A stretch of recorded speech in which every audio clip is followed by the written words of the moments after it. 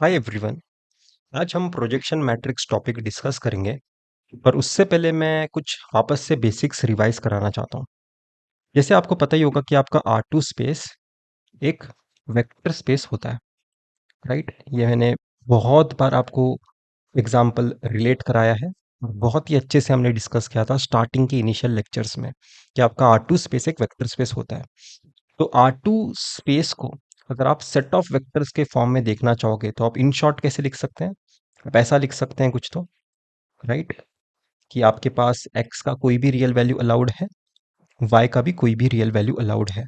तो ऐसा set of vectors आपका R2 स्पेस है।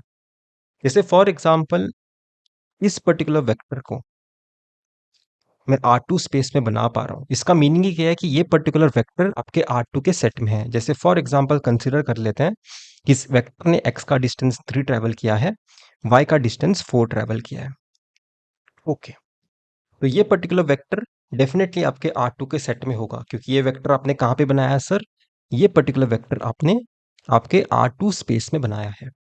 ओके, क्योंकि आपका R2 एक वेक्टर स्पेस है, तो इस वेक्टर स्पेस के लिए आप आपका बेसिस भी बना सकते हो। बेसिस में आपको लीनियरली इंडिपेंडेंट वेक्टर्स रखने होते हैं, सिर्फ कोई भी लीनियरली इंडिपेंडेंट वेक्टर्स रख सकते हो। पर यहाँ पे R2 स्पेस के लिए अगर आपको बेसिस बनाना है तो कितने लीनियरली इंडिपेंडेंट वेक्टर्स की जरूरत होगी? आपको दो वेक्टर्स की जरूरत होगी, राइट? आपको दो वेक्टर्स की जरूरत होगी। तो कोई भी दो वेक्टर्स चूज कर सकते हो। जैसे फॉर एग्जांपल मैं ये एक वेक्टर चूज करता हूँ और ये एक वेक्टर चूज करता हूँ। अभी के लिए कंसीडर कर लेते हैं कि ये 1 0 है वेक्टर और ये 0 1 है। आप कोई भी दो लीनियरली इंडिपेंडेंट वेक्टर्स चूज कर सकते थे। मैंने कौन से दो चूज किए? ये और ये। तो ये दोनों वेक्टर्स आप यहाँ पे रख सकते हो। जैसे मैं रख देता हूँ 1 0 0 1।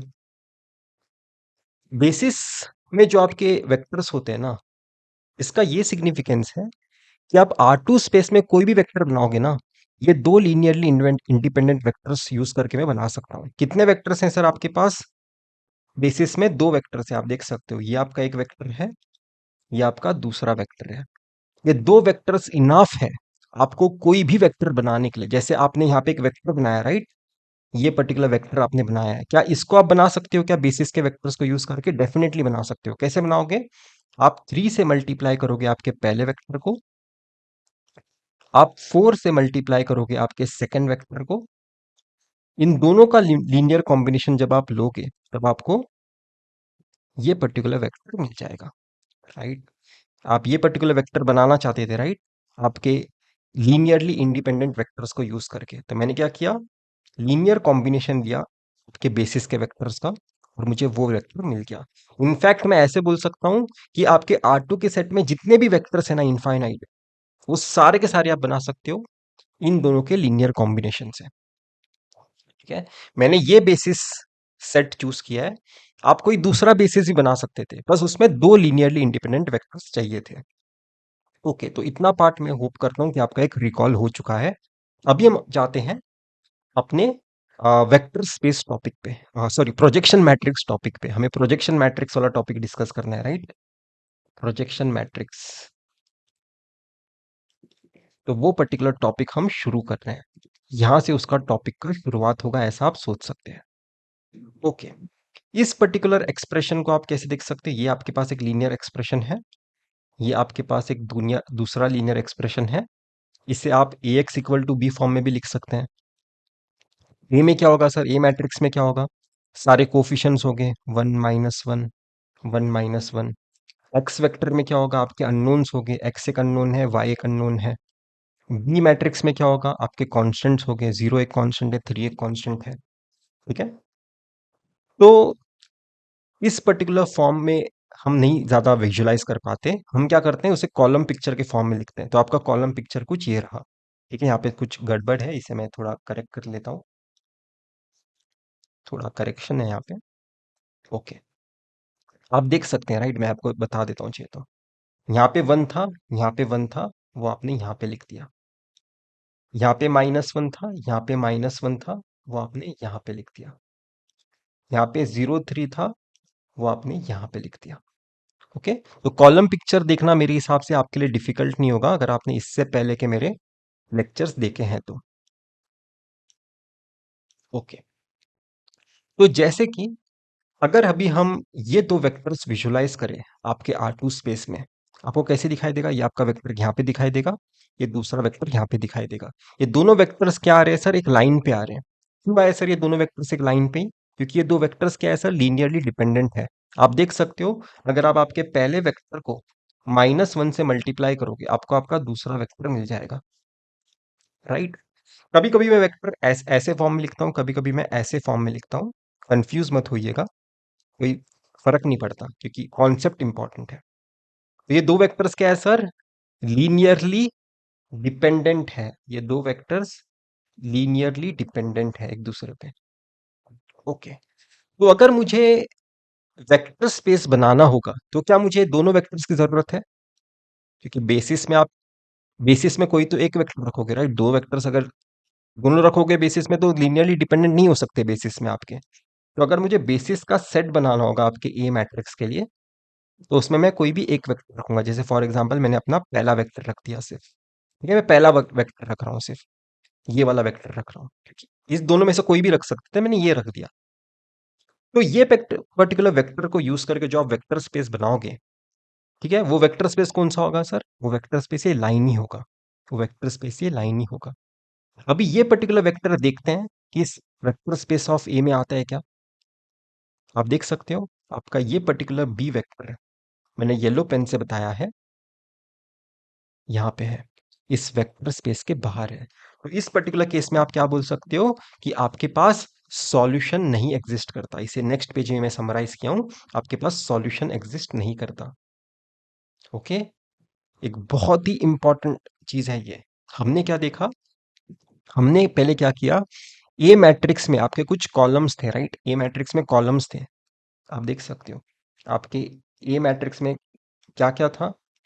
1 1 था, -1 -1 था, ठीक है? जिसमें का पहला कॉलम ये है, जिसमें का दूसरा कॉलम ये है, ठीक है? इन दो वेक्टर्स को यूज करके जो आप आपका वेक्टर स्पेस बनाओगे, ठीक है, इन दो वेक्टर्स को यूज करके जो आपका आप वेक्टर स्पेस बनाओगे, इन दोनों की जरूरत तो नहीं है वेक्टर स्पेस बनाने के लिए, बेसिस में सिर्फ एक ही वेक्टर रखना है। पर समझिए कि आपका जो वेक्टर स्पेस बनेगा इस वेक्टर को यूज करके, क्योंकि एक वेक्टर को ही हम यूज कर रहे हैं बेसिस में, फॉर एग्जांपल इस वेक्टर को हम यूज कर रहे हैं, जो वेक्टर स्पेस बनेगा वो वेक्टर स्पेस ये है सर, ठीक है? पर आपका बी आपने देखा, जो ये येलो पेन है, उस वेक्टर स्पेस का पार्ट ही नहीं है। मैं क्या लिख सकता हूं? B is not part of vector space. इसलिए आप बता सकते हो कि हाँ, इस पर्टिकुलर केस में सॉल्यूशन एग्जिस्ट नहीं करता, इस पर्टिकुलर केस में सॉल्यूशन एग्जिस्ट नहीं करता, ठीक है? मैं होप करता हूँ कि इतना सेंस बना पाए हो, आपके लिए चीजें आसान है। अब मैं क्या करूंगा पता है? मैं सोचूंगा सॉल्यूशन एग्जिस्ट इसके लिए नहीं करता ना, क्या हो अगर मैं कोई दूसरा वेक्टर लेके आऊं आपके सामने? जैसे फॉर एग्जांपल बी के लिए सॉल्यूशन एग्जिस्ट नहीं करता, क्योंकि बी आपके वेक्टर स्पेस में नहीं था, क्योंकि बी आपका इस वेक्टर स्पेस के बाहर था। ये लाइन क्या है? यही आपका वेक्टर स्पेस है सर, ये लाइन ही आपका वेक्टर स्पेस है, जो आप ए के कॉलम्स को यूज करके बना सकते हैं। आपके ए के कॉलम को यूज करके जो आप वेक्टर स्पेस बना सकते हो, ठीक है? ए में दो कॉलम्स है, पर लीनियरली इंडिपेंडेंट एक ही होगा, राइट? उसमें से कोई, क्योंकि दोनों यूज करोगे तो डिपेंडेंट हो जाएंगे एक दूसरे पे। तो फॉर एग्जांपल मैंने ये यूज कर लिया, तो इस ए मैट्रिक्स का जो वेक्टर स्पेस होगा ना वो ये है, ठीक है? तो आपने देखा कि आपका बी इस वेक्टर स्पेस के बाहर है, तो मैंने सोचा ये बी बाहर है ना इस वेक्टर स्पेस के, तो क्यों ना मैं ऐसा एक पी वेक्टर लेके आओ आपके सामने जो इस वेक्टर स्पेस का पार्ट हो, और वो बहुत ही मिलता जुलता हो बी से। तो कैसे कर सकते हैं सर वो? मैंने ये वेक्टर लाया, आप देख सकते हो रेड कलर से, इसे हाईलाइट करते हैं और इसे समझते हैं। अभी आपका प्रोजेक्शन मैट्रिक्स का कॉन्सेप्ट शुरू हो रहा है, जस्ट ऐसा आप सोच सकते हैं। ये आपका वो पी वेक्टर है, ये आपका वो पी वेक्टर है, ठीक है? यहाँ पे भी डैश बता सकता था, पर आप समझिए ये जो पी वेक्टर है वो मैंने यहाँ पे रेड कलर से बताया। ये पी वेक्टर आपके वेक्टर स्पेस में आता है, तो डेफिनेटली यहाँ पे सॉल्यूशन एग्जिस्ट करेगा। आप इसी पी वेक्टर में क्यों इंटरेस्टेड हो सर? क्योंकि अगर आप इस पर्टिकुलर बी वेक्टर का परपेंडिकुलर प्रोजेक्शन देखते या फिर ऑर्थोगोनल प्रोजेक्शन देखते तो वो पी वेक्टर होता। मतलब आप क्या कर रहे हो, आप इस बी वेक्टर का ना परपेंडिकुलर प्रोजेक्शन देख रहे हो आपके वेक्टर स्पेस में। तब आपको पता चला कि अच्छा ये वेक्टर के लिए तो सॉल्यूशन एग्जिस्ट नहीं करता, पर ये वेक्टर के लिए तो मैं निकाल सकता हूँ ना सॉल्यूशन, ये तो वेक्टर स्पेस का पार्ट है। तो ये पी बार वेक्टर क्या है पता है, आपका प्रोजेक्शन है ऑफ बी वेक्टर। ये येलो वेक्टर क्या था आपका, बी वेक्टर था, राइट। ये बी एक वेक्टर था जो आपके वेक्टर स्पेस के बाहर था। ये बी वेक्टर आपके वेक्टर स्पेस के बाहर था, तो मैंने क्या किया, उसका परपेंडिकुलर प्रोजेक्शन देखा, और जो वो नया वेक्टर मिला, इस पर्टिकुलर वेक्टर को मैं अभी इंटरेस्टेड हूं, क्योंकि ये वेक्टर डेफिनेटली आपके वेक्टर स्पेस का पार्ट है, तो यहां पे सॉल्यूशन एग्जिस्ट करेगा। यहाँ पे सॉल्यूशन एग्जिस्ट करेगा। तो आप देख सकते हो इंजीनियर्स क्या कर रहे हैं, जब ये सॉल्यूशन एग्जिस्ट नहीं करता था तभी भी जबरदस्ती सॉल्यूशन फाइंड करने की हम कोशिश कर रहे हैं। ओके, तो चीजें थोड़ा जनरलाइज करना चाहता हूं अभी मैं, तो थोड़ा ध्यान दीजिएगा मैं क्या करने वाला हूँ। यहाँ पे आपका यू बार वेक्टर कौन सा था सर, वही वेक्टर जो वन वन वेक्टर हमने बुलाया था, उसे मैं उसे मैं यू बार के नाम से बुलाने वाला हूँ। इस वेक्टर को मैं बी बार के नाम से बुलाने वाला हूँ, और ये जो प्रोजेक्शन वेक्टर उसे मैं पी बार के नाम से बुलाने वाला हूँ। ठीक है, सबसे पहले वापस से रिकॉल कर लेते हैं कि आपके ए मैट्रिक्स कैसा दिखता था सर, आपका ए मैट्रिक्स कुछ ऐसा दिखता था, राइट। आप आपके नोटबुक में देख सकते हैं, आपके ए मैट्रिक्स में दो कॉलम्स थे, ये एक कॉलम है और ये एक कॉलम है, और ये दोनों कॉलम्स क्या थे सर, लीनियरली डिपेंडेंट थे। तो मैंने क्या सोचा कि उसमें से सिर्फ मुझे एक वेक्टर की जरूरत है अपने बेसिस में, इसमें से सिर्फ मुझे एक वेक्टर की जरूरत है, क्योंकि बेसिस में सिर्फ लीनियरली इंडिपेंडेंट वेक्टर्स रख सकते हो, तो आपने सिर्फ एक वेक्टर रखा। दोनों में से कोई भी रख सकते थे, आपने एक वेक्टर रखा। ठीक है, और इस वेक्टर को आप यू बार नाम दे रहे हो।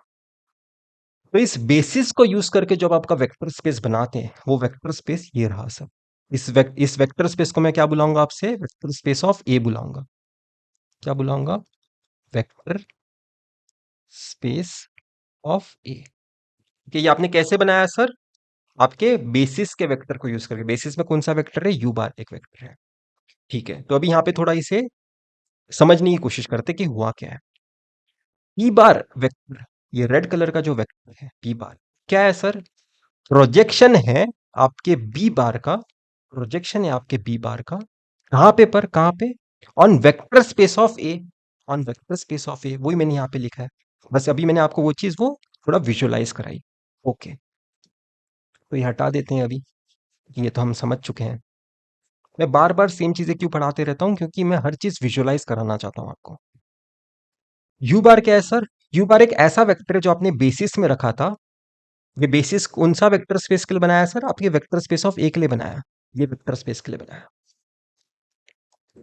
तो फॉर एग्जाम्पल अभी आप क्या करना चाहते हो पता है, इस यू बार वेक्टर का डॉट प्रोडक्ट लेना चाहते हो इस बी बार के साथ, यू बार वेक्टर का डॉट प्रोडक्ट लेना चाहते हो इस बी बार के साथ। तो अभी मैं आपको एक थोड़ा जनरलाइज्ड एक अप्रोच बताता हूँ। जैसे फॉर एग्जाम्पल ये एक वेक्टर है ए बार, और ये एक वेक्टर है आपका बी बार।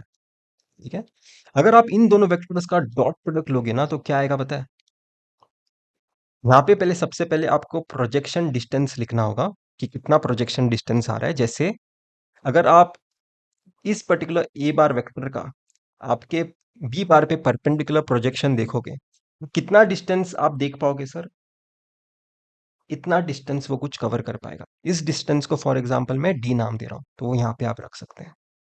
ठीक है, इनटू क्या करना पड़ेगा बताए आपको, इनटू लेंथ ऑफ बी करना पड़ेगा। जिस वेक्टर पे आपने प्रोजेक्शन लिया है उस वेक्टर का लेंथ आपको यहाँ पे रखना पड़ेगा। लेंथ ऑफ बी आप कैसे बताते हो पता है, ऐसा कुछ तो बताते हो, लेंथ ऑफ बी। ठीक है, मैं होप कर रहा हूं कि ये चीज समझने के लिए आपको डिफिकल्टी नहीं होगा, क्योंकि ये बहुत ही +10 या फिर +2 का, मतलब समझ रहे हो क्या, आपके 10th 12th का अंडरस्टैंडिंग है।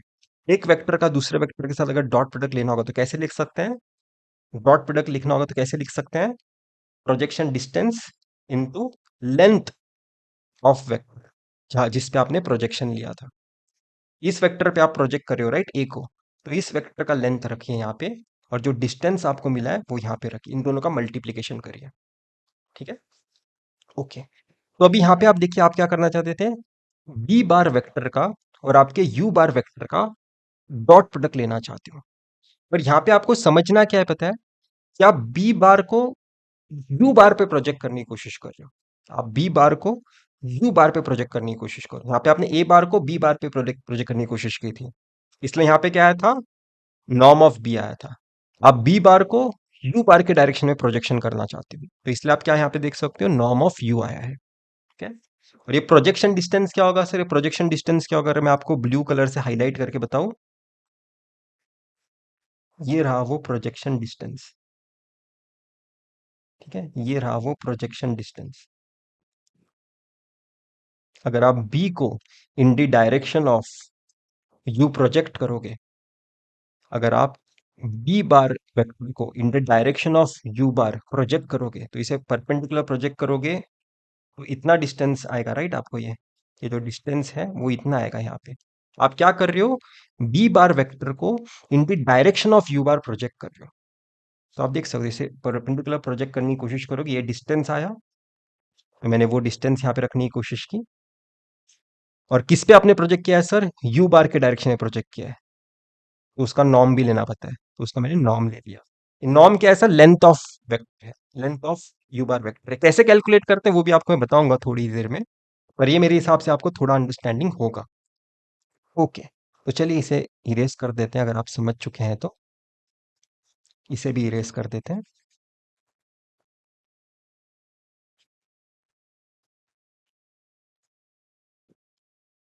ओके,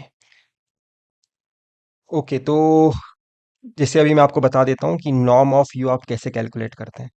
जैसे यू बार आपका वेक्टर कैसा है, ऐसा वेक्टर है राइट, आप देख सकते हो यू बार वेक्टर ऐसा एक वेक्टर है।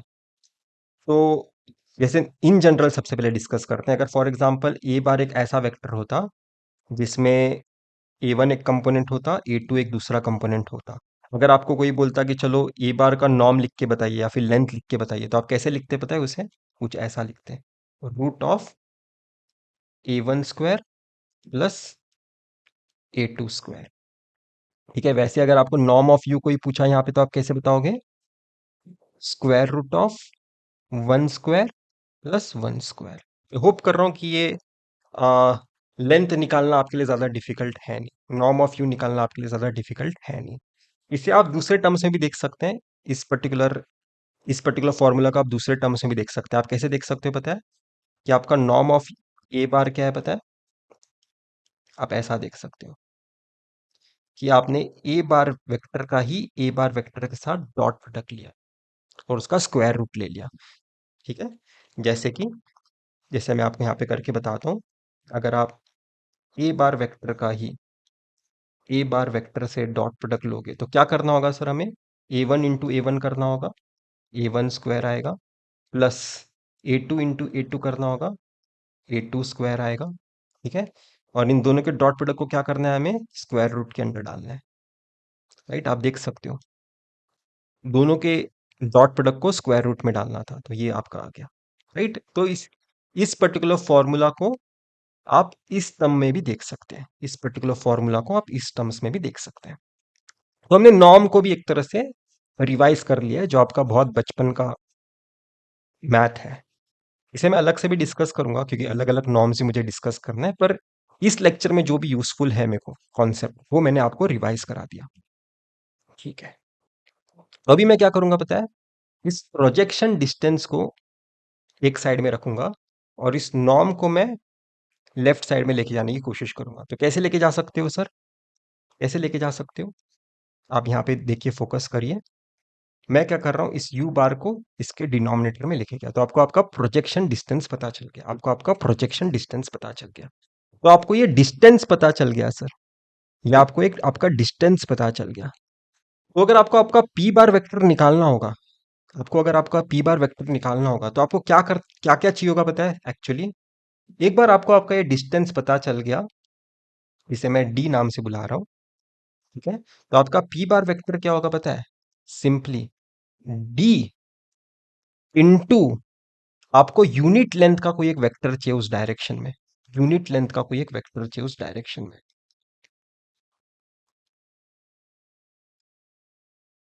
ठीक है, मतलब मैं क्या बोल रहा हूं कि अगर आपको ये पी बार वेक्टर बनाना है और आपके पास ये डिस्टेंस पहले से आ चुका है, ये पी बार वेक्टर कौन सा डिस्टेंस ट्रैवल करने वाला है, ये डिस्टेंस मुझे पता चल चुका है, ये डिस्टेंस ये है। ठीक है, तो उस डिस्टेंस को आपको सिर्फ मल्टीप्लाई कराना होगा एक यूनिट लेंथ के वेक्टर से। यूनिट लेंथ का वेक्टर क्या देगा, हमें सिर्फ एक डायरेक्शन देगा कि अच्छा इस डायरेक्शन में जाना है। तो इस डायरेक्शन में मेरे पास पहले से यू बार वेक्टर है, पर ये यूनिट लेंथ का तो नहीं है, राइट? क्योंकि अगर आप यू बार वेक्टर का लेंथ देखोगे, अगर आप यू बार वेक्टर का अगर आप लेंथ देखोगे तो क्या आएगा, 1 square plus 1 square is equal to √2 आया। मतलब यूनिट लेंथ का तो नहीं है ये यू बार वेक्टर, पर इसे यूनिट लेंथ का बनाने की हम कोशिश तो कर सकते हैं। इस यू बार वेक्टर का लेंथ मुझे ये पता चला, तो इसे यूनिट लेंथ का बनाने की तो कोशिश कर सकता हूं ना। कैसे करोगे यूनिट लेंथ का बनाने की कोशिश, मुझे क्या करना होगा, इस यू बार वेक्टर को, जैसे मेरे को लेंथ पता चला यू बार का √2 है, तो फॉर एग्जांपल मैं यूनिट लेंथ वेक्टर वो कंसीडर कर रहा हूँ कुछ ये, यूनिट लेंथ वेक्टर कौन सा कंसीडर कर रहा हूँ पता है, उस डायरेक्शन में यू बार ही कंसीडर कर रहा हूँ, पर उसे divided by norm of you अगर मैंने कर दिया, तो आपका यू बार वेक्टर भी आपको यूनिट लेंथ का मिलेगा। समझ रहे हो? आपको क्या करना था, आपको ये डिस्टेंस पता है सर, ये डिस्टेंस पता है, बस इस डायरेक्शन में एक यूनिट लेंथ का वेक्टर चाहिए था कि यूनिट लेंथ वेक्टर को अगर मैं उस डिस्टेंस से मल्टीप्लाई कर दूंगा मुझे अपना पी बार वेक्टर मिल जाएगा। तो उस डायरेक्शन में यूनिट लेंथ का वेक्टर तो नहीं पता, पर यू बार वेक्टर मुझे पता है, तो मैंने क्या सोचा, यू बार को क्यों ना यूनिट लेंथ में कन्वर्ट करे, तो ये रहा वो यूनिट लेंथ का वेक्टर।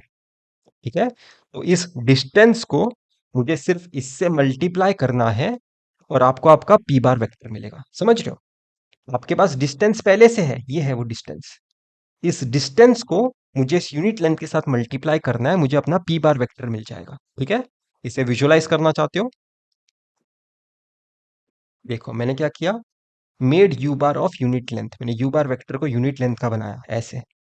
अभी क्या करना है आपको, सिंपली इन दोनों को मल्टीप्लाई करना है, इसको और इसको, ताकि आपका पी बार वेक्टर आपको मिले।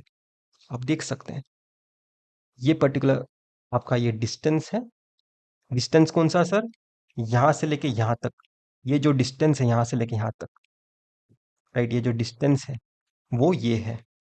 आप देख सकते हो मैंने यहाँ पे डिस्टेंस भी आपको बताया, ये डिस्टेंस, और ये डिस्टेंस मुझे इसी डायरेक्शन में चाहिए, राइट, इसी डायरेक्शन में चाहिए। तो इस डायरेक्शन में मेरे पास पहले से यू बार वेक्टर था, तो उसे यूनिट लेंथ का कन्वर्ट किया और उससे मल्टीप्लाई कर दिया उस डिस्टेंस से, तो मुझे अपना पी बार वेक्टर मिल गया। ओके, ये कुछ बेसिक मैथ्स है जो पता होना चाहिए, अगर नहीं पता है तो आपको आज पता चल गया, कोई प्रॉब्लम नहीं है, आपको आज पता चल गया। तो इस तरह से आपने आपका पी बार वेक्टर ढूंढ लिया सर, इस तरह से आपने आपका पी बार वेक्टर ढूंढ लिया जो आपके लिए सबसे ज्यादा इंपॉर्टेंट था। ओके, तो इसे अभी थोड़ा ना हम थोड़ा चेंज करने की कोशिश करेंगे, थोड़ा चेंज करने की कोशिश करेंगे। जैसे कि मैं क्या कर रहा हूं, मैं इस पर्टिकुलर टर्म को पहले लिख रहा हूं और इस पर्टिकुलर टर्म को बाद में लिख रहा हूं। ठीक है, कोई डिफरेंस होगा नहीं, क्यों नहीं डिफरेंस होगा मैं आपको बताता हूँ, इस डिफरेंस होने का रीजन क्यों नहीं है मैं आपको बताता हूँ। जैसे आपको पता ही होगा, जब भी दो वेक्टर्स का हम डॉट प्रोडक्ट लेते हैं, डॉट प्रोडक्ट को हम क्या बोलते हैं सर, स्केलर प्रोडक्ट भी बोलते हैं, क्योंकि वो एक स्केलर वैल्यू देता है। जैसे फॉर एग्जांपल अगर आप इन दो वेक्टर्स का डॉट प्रोडक्ट लीजिए, तो क्या आएगा, 1 × 2 प्लस 1 × 3, तो एक स्केलर वैल्यू देगा, क्या देगा सर, ये 5 वैल्यू देगा, राइट, एक स्केलर वैल्यू है। और लेंथ ऑफ यू भी क्या होता है, एक स्केलर वैल्यू ही होता है। तो आप एक स्केलर वैल्यू को किसी वेक्टर के पहले मल्टीप्लाई करिए कि बाद में मल्टीप्लाई करिए, मैटर करेगा क्या, ये पूरा का पूरा एक स्केलर वैल्यू है। तो इस स्केलर वैल्यू को मैं इस वेक्टर के राइट साइड में भी लिख सकता हूँ, स्केलर को आप लेफ्ट राइट कहीं भी मूव कर सकते हैं। तो मैंने क्या किया, इसे राइट साइड में रखा इस वेक्टर के। ओके, तो मैंने वो यहाँ पे लिखा हुआ है। ठीक है, और ये जो यहाँ पे जो चीजें हमने लिखी थी वो थोड़ा शॉर्ट में मैंने यहाँ पे छोटे छोटे जूम आउट कर दिया, एक तरह से आप समझ सकते हैं। ओके, तो अभी यहाँ पे आप फोकस करिए। ये क्या है sir? U dot product with B bar. ठीक है, जैसे फॉर एग्जाम्पल लेते हैं। अगर वन वन वेक्टर का मुझे डॉट प्रोडक्ट लेना होता 2 3 के साथ, एक तो आप डायरेक्टली डॉट प्रोडक्ट ले सकते हो। कैसे ले सकते हो? 1 into 2 कर सकते हो, +1 into 3 कर सकते हो। ठीक है, मतलब आपने आपका डॉट प्रोडक्ट लिया। कैसे लिया? 1 into 2 +1 into 3। ठीक है, पर इसे मैट्रिक्स फॉर्म में अगर करना होगा तो कैसे करेंगे हम सोचेंगे कि चलो वन वन जो वेक्टर था, मतलब अगर ये आपका एक वेक्टर है, राइट, अगर ये आपका एक वेक्टर है, उसका ट्रांसपोज लीजिए सबसे पहले, मतलब उस मैट्रिक्स का ट्रांसपोज लीजिए और आपके दूसरे मैट्रिक्स को वैसे के वैसे रखिए। तो अभी आप मैट्रिक्स ऑपरेशन करिए। ये मैट्रिक्स का साइज क्या है सर? पहले मैट्रिक्स का, इसमें एक रो है, 2 कॉलम है। इसमें एक रो है, 2 कॉलम है। दूसरे मैट्रिक्स का साइज क्या है? 2 रो है, 1 कॉलम है। आप देख सकते हो इस पर्टिकुलर मैट्रिक्स का साइज क्या है? एक रो है, 2 कॉलम है। इस पर्टिकुलर मैट्रिक्स का साइज क्या है? 2 रो है, 1 कॉलम है। तो इन दोनों मैट्रिक्स का जब आप मल्टीप्लीकेशन करोगे तो आपके पास रिजल्टेंट मैट्रिक्स का साइज क्या होगा? एक सिंगल एलिमेंट होगा, 1 क्रॉस 1, मतलब एक सिंगल एलिमेंट होगा। ठीक है, एक सिंगल एलिमेंट होगा। तो ये कैसे करेंगे हम? आप देख सकते हैं 1 into 1 plus, sorry 1 into 2, right. आप क्या करोगे? 1 into 2 +1 into 3। ये सेम ही बात है। मतलब जैसे फॉर एग्जाम्पल यहाँ पे हमें क्या करना है? यू बार और बी बार का डॉट प्रोडक्ट लेना है। तो इस पर्टिकुलर एक्सप्रेशन को मैं कैसे देखने की कोशिश कर सकता हूँ कि मैं यू का ट्रांसपोज लूंगा और मल्टीप्लाई करूंगा अपने बी वेक्टर के साथ। आप किसी भी डॉट प्रोडक्ट को ऐसे भी लिख सकते हैं। आप किसी भी डॉट प्रोडक्ट को ऐसे भी लिख सकते हैं। ओके, तो मैं वही करने वाला हूं अभी। आप देख सकते हो मैं इस डॉट प्रोडक्ट को इस फॉर्म में लिख रहा हूं। ठीक है, अभी फॉर एग्जांपल ये पूरा ज्वाइन कर लेते हैं। अभी क्योंकि हमें एक तरह से आप देख सकते हो मैंने डॉट प्रोडक्ट को मैट्रिक्स मल्टीप्लिकेशन के फॉर्म में लेके आया हूं। यहाँ पे अभी मैट्रिक्स मल्टीप्लिकेशन होगा। मैं आपको एक चीज बताता हूं। अगर आपके पास ए बी सी ऐसे मैट्रिक्स है, ठीक है, आप बीसी मैट्रिक्स को पहले मल्टीप्लाई करने के बारे में सोच सकते हो, फिर उसको मल्टीप्लाई कर सकते हो आपके ए मैट्रिक्स के साथ। ठीक है, मतलब मैं क्या बोल रहा हूँ कि सबसे पहले आप बीसी मैट्रिक्स को भी मल्टीप्लाई कर सकते हो, फिर उसे मल्टीप्लाई कर सकते हो आपके ए मैट्रिक्स के साथ।